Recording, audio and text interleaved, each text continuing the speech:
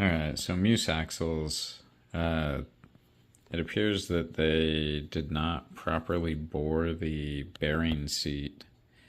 So when you tighten the case down, which it's hard to see, but the case itself has a lip that you may be able to see here. And that mates up with the case. Sorry, it's dark. So that will seat inside of the case to seal the case. The problem seems to be that the bearing seat here, which you can barely see because they have so much grease on it. So that ramp looking thing where the bearing's sitting appears to be not milled out enough to allow the bearing to seat. Well, these bearings here. 1 and 2, 1, 2. So when the case goes on, it compresses those bearings and creates a lot of friction, which is going to put a lot of unnecessary strain on a motor and or burn out a motor. This bearing is just from the top of the case there. I was just measuring it. This is a 6mm bearing. The seats themselves don't go all the way around it, but I mean, you can see how it sits and how the seat itself runs up. It doesn't even go halfway. Hard to see, but and I think that's the problem, is there's either not enough material on the ledge here to properly gap the bearings, or the seats themselves are not deep enough because it's compressing those bearings in there. So how to fix that? I just read the comment saying that making a paper gasket might work.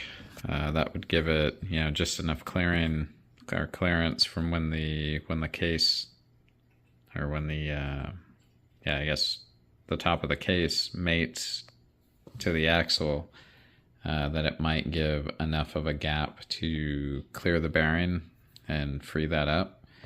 What I might try is, it came with a bunch of these little black O-rings. I think I'm going to try squeezing 4 of those around these holes. 1, 2, 3, 4. And seeing if that'll allow me to cinch it down and snug it up. Because right now you can't snug it at all before there's a bind, which makes these pretty much unusable until I can resolve this. But I think a paper gasket, or I'm going to try those rubber O-rings, is going to be the way to go about it. Because unfortunately, boring these out is probably going to be, well, probably near impossible to get right. So we'll see what happens in just a sec. So after putting some of these on, I think there's probably a decent probability that these will squash and then run into that gear. So I'm going to try one other thing here. Alright, so what we have here is just one of your standard dollar store black rubber bands that people use to put on their shocks. I kept trimming this up until it would basically fit in there. So we're gonna cinch this down and see what happens. Okay, we got it back together. It seems to be working pretty well.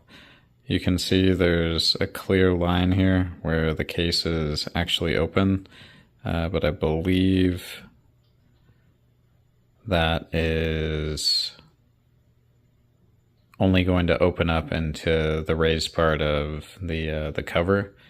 So I don't think you'll get any debris in the case itself. I could be wrong here, but I wouldn't be able to run this without doing something like this. So bear in mind that this seems to be an issue. This is one way to do it.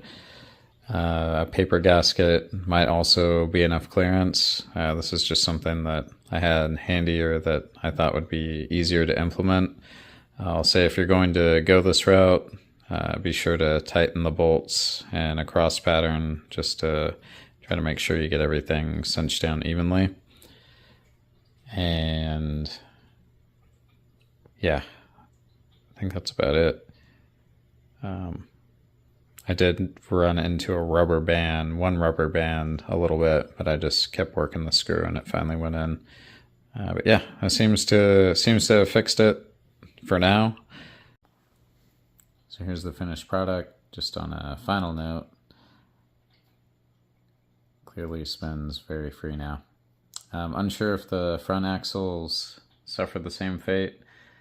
I'm half assuming that they may. If you have any idea if that's the case or not, let me know. I'm kind of sick of working on this already. Anyway, let me know. I hope this helps somebody or gives you some info on what you might run into if you buy these axles.